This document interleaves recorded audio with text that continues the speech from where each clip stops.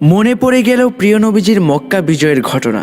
সর্বোচ্চ শক্তি নিয়েও প্রিয় রাসূল করিম সাল্লাল্লাহু আলাইহি সাল্লাম মক্কা বিজয়ের সময় ভাগা ভাগা ইসলামের দুশমনদেরকে সাধারণ ক্ষমা ঘোষণা করে দিয়েছেন এবং দৃষ্টান্ত করে রেখে গিয়েছেন উম্মতে মুহাম্মদের জন্য এক বিরল আদর্শ।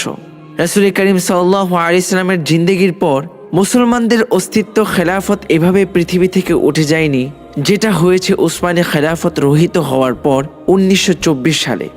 সেই 100 বছর পেরিয়ে আবারও হাতছানি দিচ্ছে গৌর উজ্জ্বল খেলাফত। যুগে যুগে আল্লাহ সুবহানাহু ওয়া তাআলা তার প্রিয় কিছু মুজাহিদদেরকে দিয়ে বারবার জীবিত করেছেন সেই গৌর উজ্জ্বল খেলাফত। মোহাম্মদ বিন কাসিমের সিন্ধু, তারিক বিন জিয়াদের স্পেন, হিত্তিনের সালাউদ্দিন আইয়ুবী শেষ রহিত হওয়া খেলাফতের বয়স 100 বছরের চুই চুই। এমন সময়ে আবারও খেলাফতের পুনরাবৃত্তি হয়েছে আফগান ছাত্র ভাইদের দিয়ে।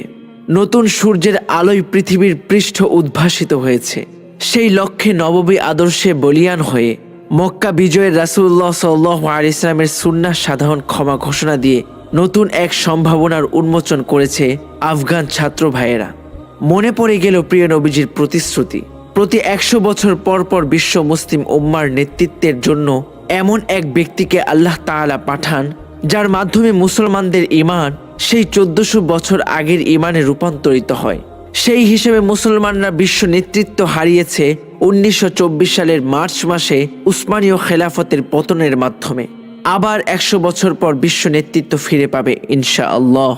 আবু হুরায়রা রাদিয়াল্লাহু আনহু থেকে বর্ণিত, রাসূলুল্লাহ সাল্লাল্লাহু আলাইহি সাল্লাম বলেছেন, নিশ্চয় আল্লাহ এই উম্মতের জন্য প্রতি 100 বছরের শিরোভাগে এমন লোকের আবির্ভাব ঘটাবেন যিনি এই উম্মতের দিনকে তার জন্য সঞ্জীবিত করবেন। নিশ্চয় আল্লাহ এবং তার রাসূলের প্রতিশ্রুতি সত্য। সূচনা খোরাসানের ছাত্র ভাইদের দিয়ে, আর শেষ হবে ইমাম মাহদীর নেতৃত্বে। আর কোনো মুজাদ্দিদ নয়, এবার আসার সময় হয়েছে কামেল মুজাদ্দিদের। বিজয় হবেই হবে ইনশাআল্লাহ। আল্লাহ কবুল করুন, আমিন।